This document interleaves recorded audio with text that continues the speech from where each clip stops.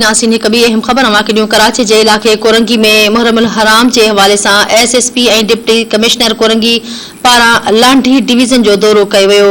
दौरे दौरान एसडीपीओ ऐं कोरंगी सब डिविजनल एसडीपीओज़ एसएचओज़ ऐं ॿिया पुलिस ऑफिसर मौजूद हुआ।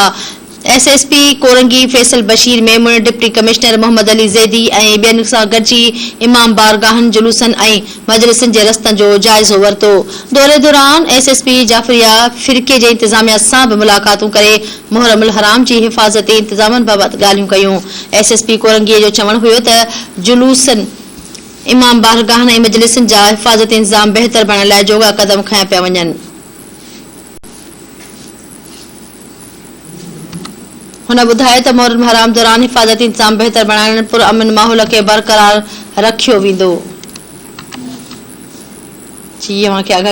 कराची जे इलाक़े कोरंगी में मुहर्रमुल हराम जे हवाले सां एसएसपी ऐं डिप्टी कमिश्नर कोरंगी पारां लांढी डिवीज़न जो दौरो कयो वियो आहे।